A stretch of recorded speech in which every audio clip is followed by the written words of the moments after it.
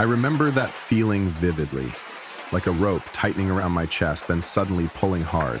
My heart wasn't racing, it was skipping, like it was trying to send an alert I'd ignored for weeks.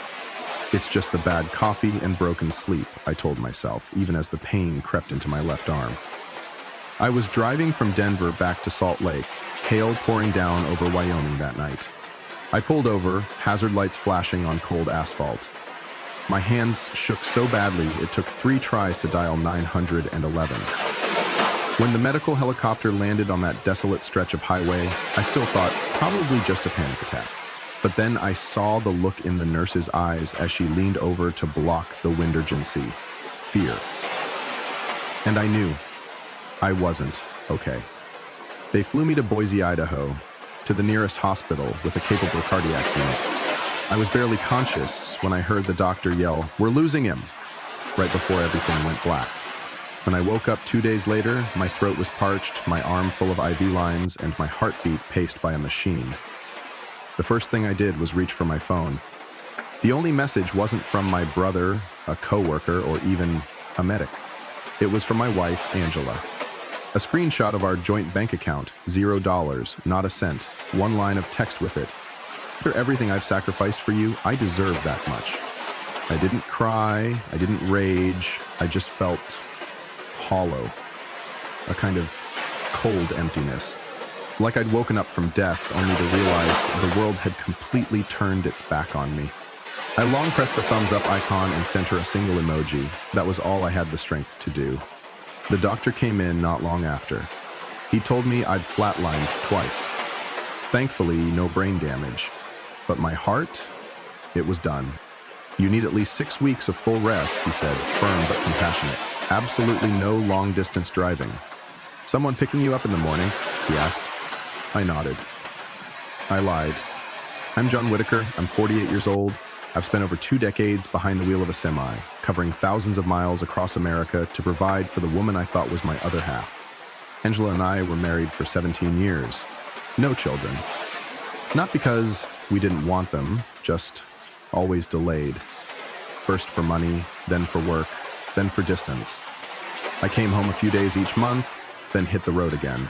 She said she got used to it. I believed her. I was 31 when we married. She was 28. Angela worked as an assistant director at a small company in Spokane, Washington. We bought a 2-story house in the suburbs, one I poured my sweat into, brick by brick, fixing floors, tightening squeaky hinges. Every dollar I made went into that home and the life she wanted. Weekend spas, healing solo trips, yoga classes I never understood. I didn't think much when she stopped answering my nightly calls. I didn't question when she said she needed a secondary account to manage interest rates better. I just kept hauling freight. Gone 2 to 3 weeks at a time. Until I found myself in that cold ICU room, chest stapled, pulse drug supported, and realized everything I'd saved over 2 decades vanished in a single night. Angela didn't send another message. No "Are you alive?" No hospital calls, nothing. She knew where I was, but maybe the only thing she cared to know was whether I could still work to earn more. I turned my face toward the wall. Outside, snow was falling. And inside, I knew this. The only person who could save me now was me. I lay still in that room, the heart monitor beeping steadily, sounding more like a ticking clock counting down the end of my old life. I reopened Angela's message one more time. My eyes froze on the cruel, calculated words. "Either everything I've sacrificed for you, I deserve that much." Below it, that screenshot. $0. That number felt colder than the bed beneath me. I read it over and over, waiting for something to change. But nothing. No check-in, no concern. Just a cold message, like a withdrawal receipt. Nearly $74,000. I remembered every cent. I earned it through blizzards, scorching deserts, and lonely highways. And now it was all in the hands of a woman I once believed was everything. I didn't respond with a long message. No curse words, no questions. Just tap that thumbs up emoji and hit send. Not because I accepted it, because I was too tired to fight right then. My heart had been saved, but the rest of me was still broken. The next morning, a nurse brought breakfast and asked, "Anyone coming to pick you up?" I smiled and lied easily. "Yeah, my brother. He's probably already on his way." In truth, I hadn't called anyone. But one thing I knew for certain, I wasn't going back to that house. Not with Angela there. Not when every wall in that home had become a monument to betrayal.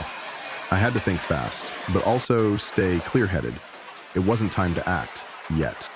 I scrolled through my contacts until I found a name I hadn't tapped in nearly a year.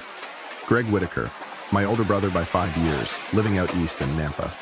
The last time we spoke was at our mother's funeral. Since then, separate lives, no contact. But I knew one thing about Greg.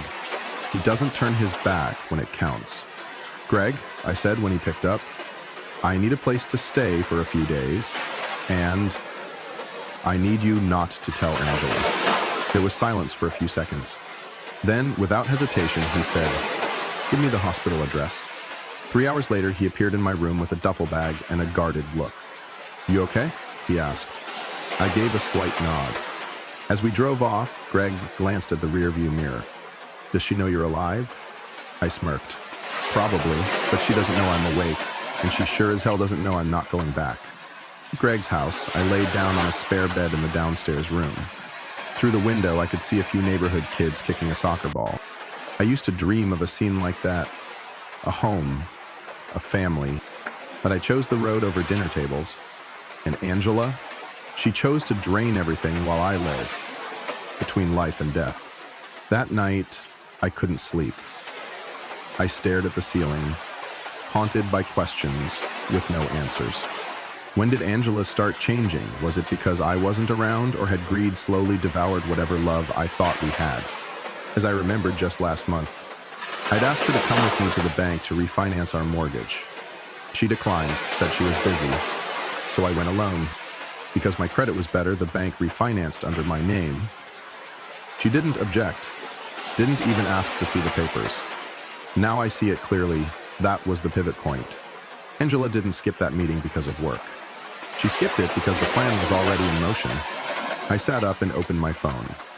I started checking the other accounts. The ones I'd quietly saved into from side gigs, ones not tied to the joint account. A few were still intact, not much, but enough to start again. I knew I couldn't go to the police, not yet, not when it was still a joint account. But I also wasn't the kind of man who'd sit and watch his life fall apart. Angela thought she'd taken everything, my money, my health, even my sense of trust. But she didn't know one critical thing. I hadn't played all my cards yet. I pulled the blanket up and closed my eyes. For the first time in weeks, I didn't dream about truck wheels or endless highways. I dreamed of an ending. One that I would write. The next morning, with sunlight sneaking through the thin curtains, I sat up, my back stiff from the unfamiliar bed, but my head clearer than it had been in days. Greg had left a cup of hot coffee by the window and a quick note. "Heading to work. Make yourself at home." I opened my laptop, the same one I took on long hauls, a faithful companion that never betrayed me.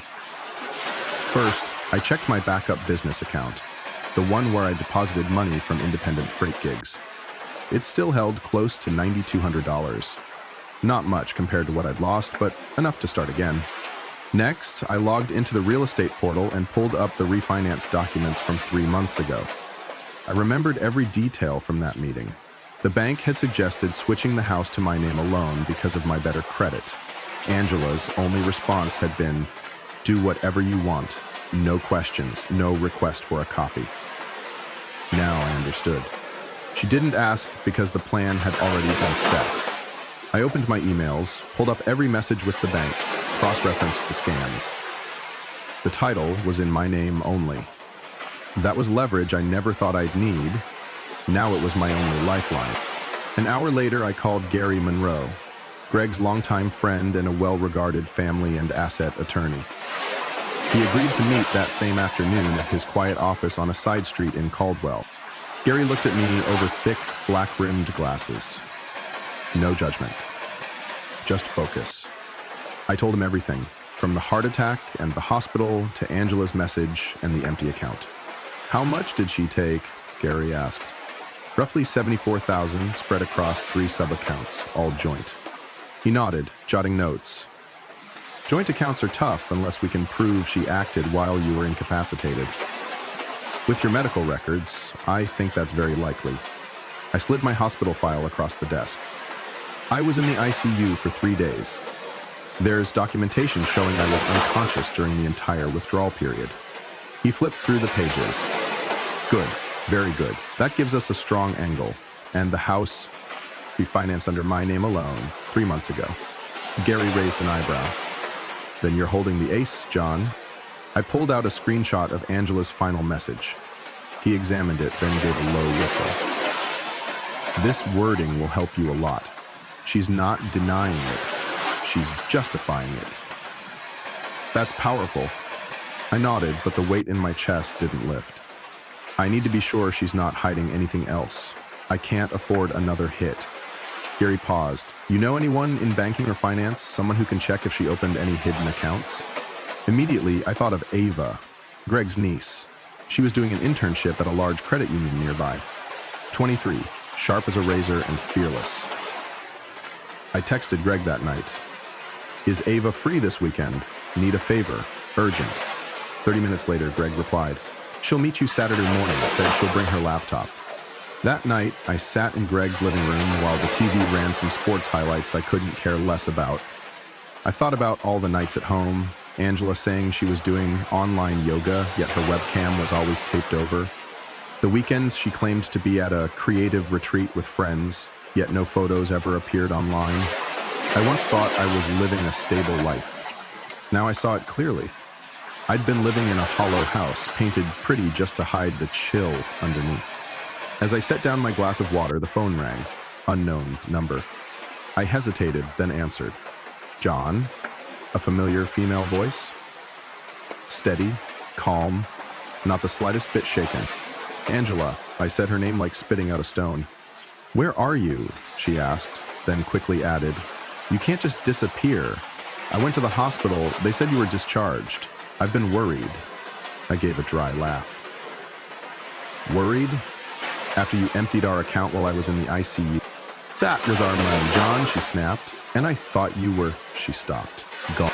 I paused, then replied, you can explain that to my lawyer, and hung up. For the first time in years, I felt in control.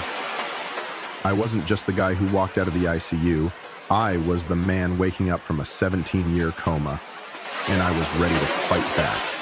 2 days after that brief call with Angela, I got a message from an unfamiliar number, but the address was all too familiar. Hope you're okay. I've seen a man in a black Ford showing up at your house a few times lately. Doesn't look like family. Thought you should know. Sender was Lillian, my neighbor, 2 doors down. A cautious widow in her 60s, not one to gossip.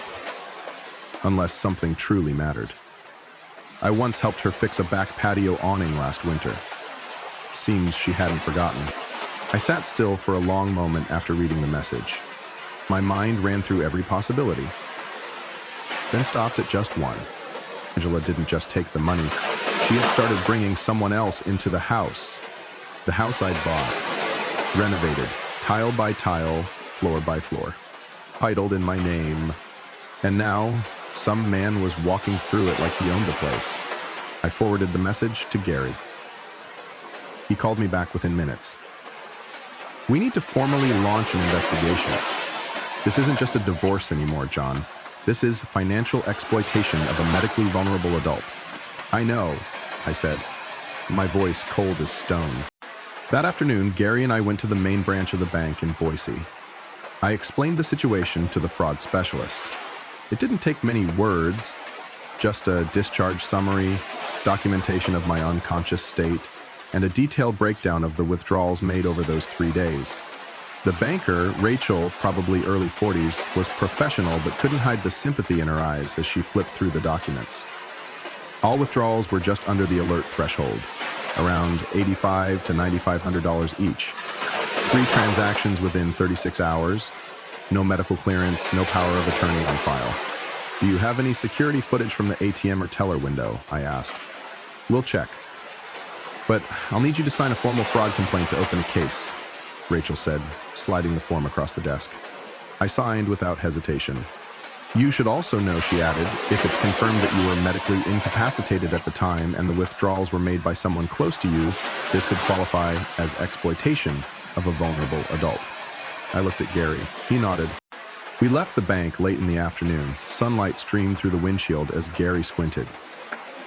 Next up, gather evidence on the other man. I know someone who can help, I said, pulling out my phone and calling Ava. 3 hours later, Ava showed up at Greg's place with her laptop and a focused look. She opened a spreadsheet and began pulling up data line by line. I've checked Angela's secondary accounts. She opened a new one about 14 months ago at First Liberty Credit Union. Regular deposits, always when you were on the road, just under $9,500 each time, never above $10,000. To avoid federal reporting, I muttered. Ava nodded. Basic financial concealment technique. But here's the interesting part. She opened another screen. A list of purchases. From furniture stores, flower shops, and restaurants in Meridian, places I rarely visited. This looks like date activity, Ava said. Not one person, definitely signs of a couple. I didn't ask more. The tightness in my chest wasn't from my heart. It was from the truth. Angela hadn't just betrayed me financially. She'd built an entire secret life funded by my sweat and sacrifice. Can you help me identify the man? I asked. Ava shrugged. Not directly, but if you can get a photo or a license plate, I can cross-check insurance databases. I stayed silent, eyes fixed on the blinking screen of transaction history. Part of me wanted to storm the house, catch them in the act. But the smarter part, the part that had survived the ICU, held me back. I didn't want rage. I wanted justice. I wanted to leave her no way out. Tomorrow, I said, you're coming with me to grab a few things from the house. If he's there, we get the plate. Ava nodded. That night, I couldn't sleep. I couldn't remember the last time I felt this alert. The pain was gone.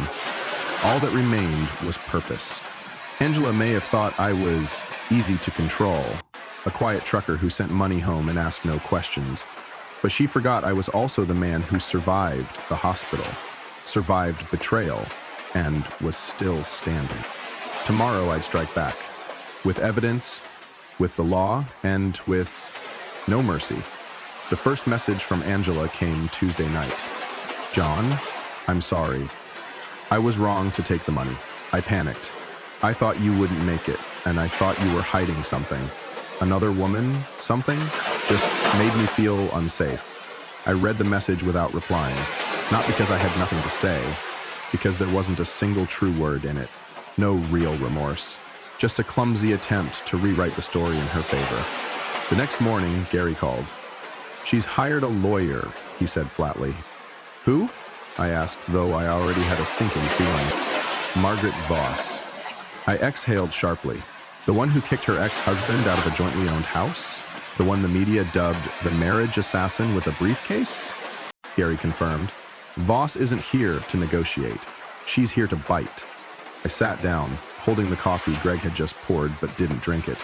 I needed a clear head. What do they want? They filed a formal demand this morning. They're asking for a 50-50 split of all assets, house, bank accounts, even the Freightliner truck. Though I'm pretty sure they don't realize it still has almost $5,000 left on the loan. I smirked. Let them have the truck. They can have the debt too. Worse, Gary continued, in their response, they're accusing you of disappearing post-medical event without notifying your spouse, leading her to believe she was abandoned and that you were possibly having an affair. I paused, then let out a low laugh. They really want to paint me as the villain. Gary didn't laugh. This is Voss's preemptive strike. Shift the court's focus onto your behavior instead of hers.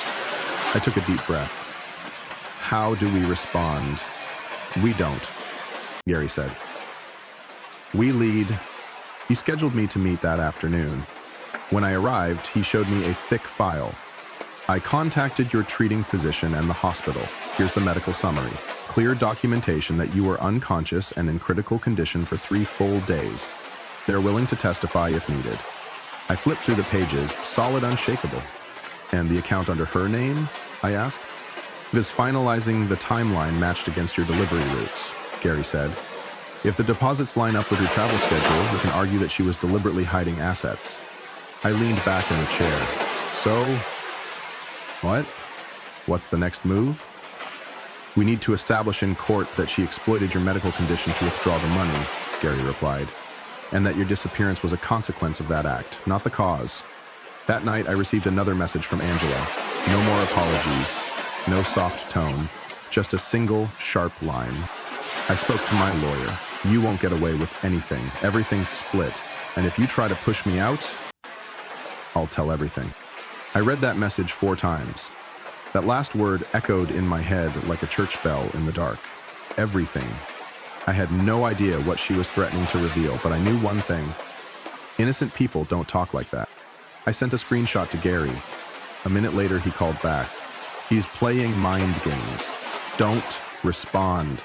Our first hearing is coming up. All you need to do is stay quiet and let me speak for you.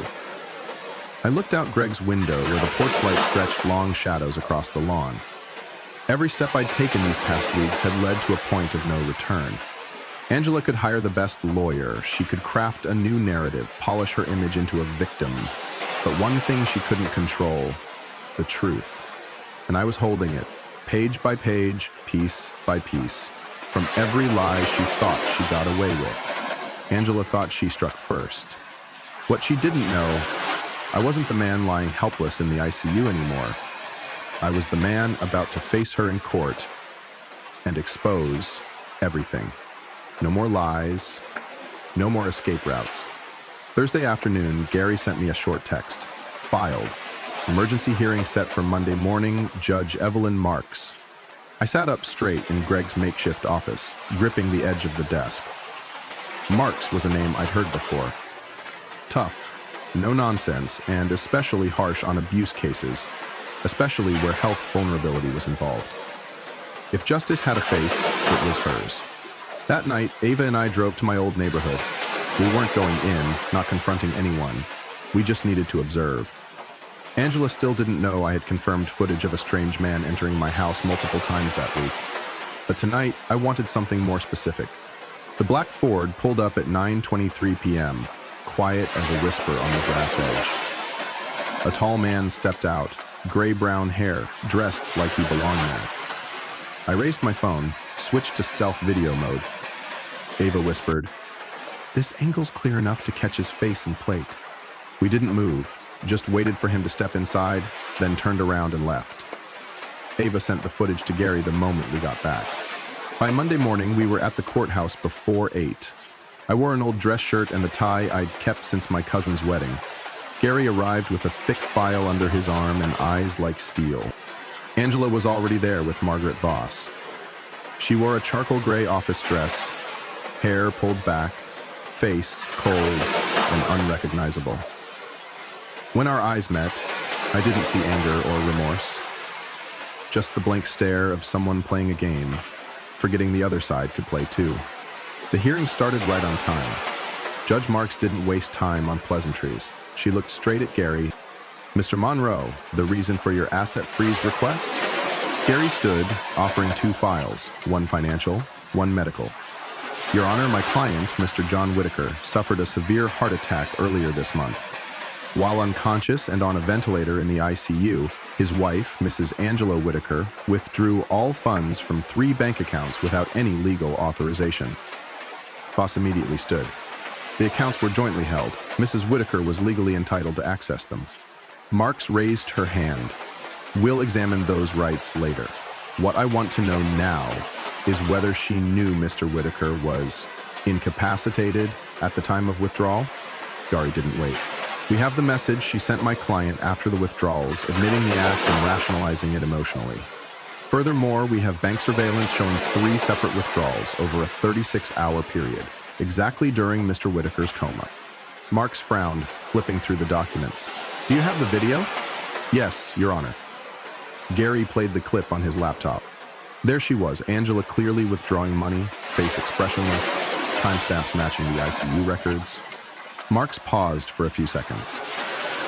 "I'm ordering an immediate freeze on all of Mrs. Whitaker's active accounts. including any not previously listed.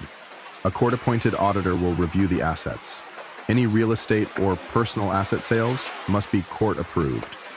Angela turned to Voss, her face pale. Voss clenched her jaw but stayed composed. "I'm not finished," Judge Marks continued. "Mr. Monroe, you also mentioned a video of a man frequenting the disputed residence." "Yes, Your Honor," Gary replied without blinking. "My client captured footage of an unrelated male entering the home on multiple occasions. We suspect both a financial and personal relationship with Mrs. Whitaker while my client was hospitalized." I handed over the USB. The video showed Angela greeting the man with a brief hug before entering the house together. Marks narrowed her eyes. "Name? We're still investigating, but financial data suggests he's benefiting from Mrs. Whitaker's spending." Marks nodded.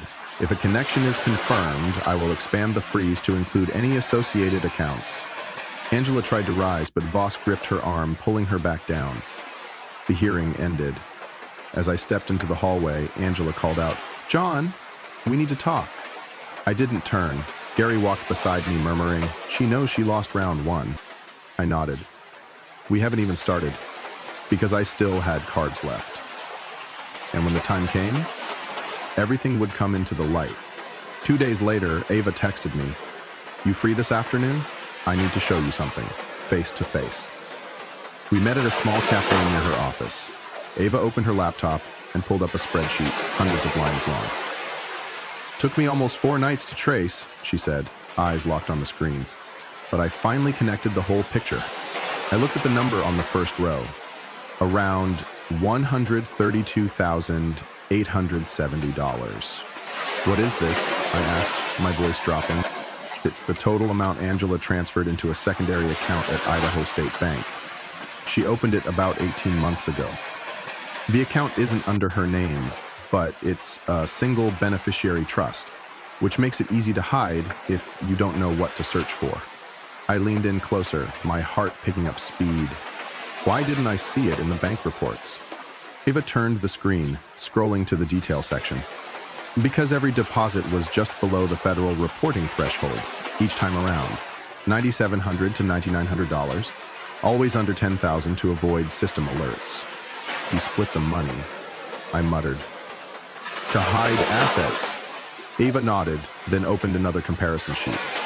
"This is your work schedule over the past 6 months, provided by your company's HR," she pointed.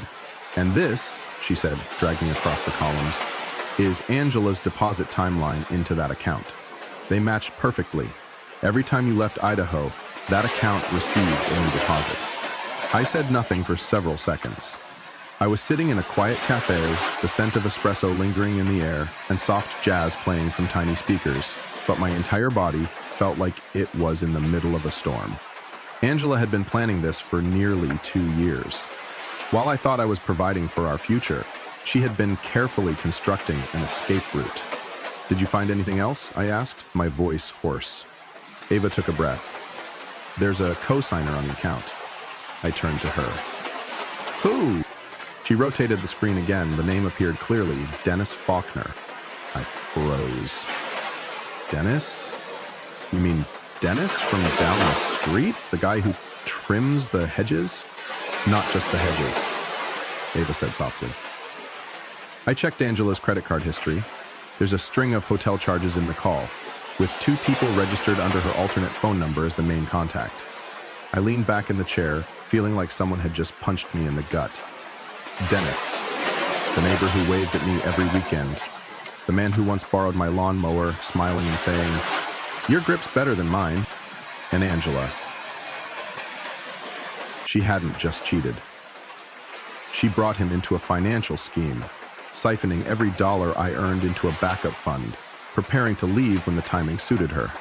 "Anything else?" I asked, my voice nearly cracking. Ava closed the laptop and looked me in the eyes.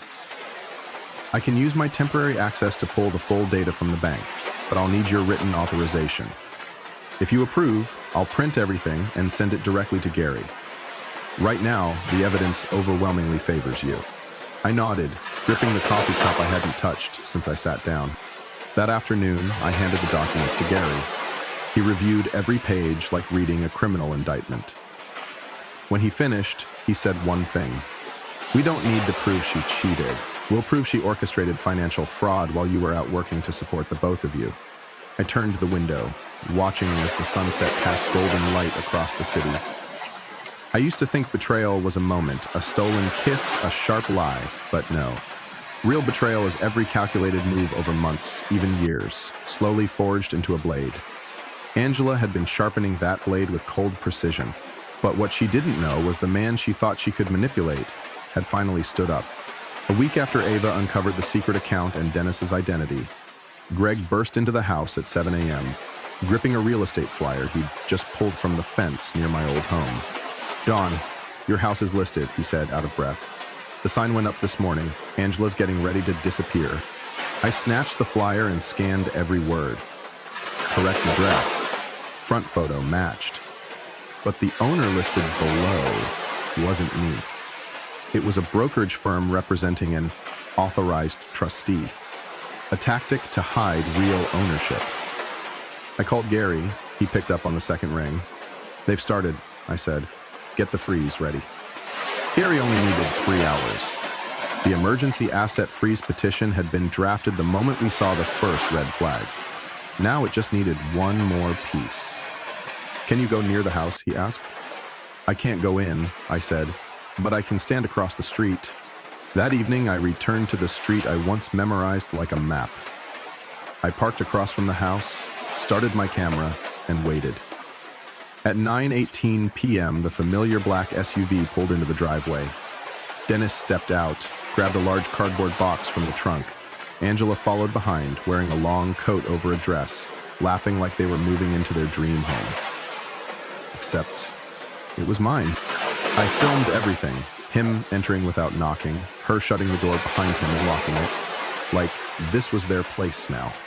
I sent the video to Gary with a single caption, "Is this enough?" His reply came in 3 words, "More than enough." Monday morning at the Ada County Courthouse was heavy with tension. Gary walked beside me, carrying a 300-page case file. Ava was there too, hair neatly tied, her eyes sharp. Angela and Dennis arrived 5 minutes late. They were dressed well, but their eyes flickered with unease. Dennis had to stay outside, not a legal party. But my footage was already uploaded to the court system. Judge Evelyn Marks didn't waste time.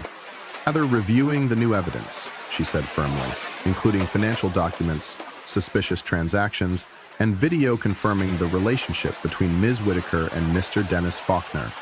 This court issues the following orders. The courtroom was silent. First, all assets under Angela Whitaker's name, including but not limited to bank accounts, investment holdings, and real estate, are hereby frozen until final ruling. Angela clenched her purse strap, face pale. Second, Ms. Angela Whitaker and Mr. Dennis Faulkner are prohibited from leaving Ada County until the financial fraud investigation is complete.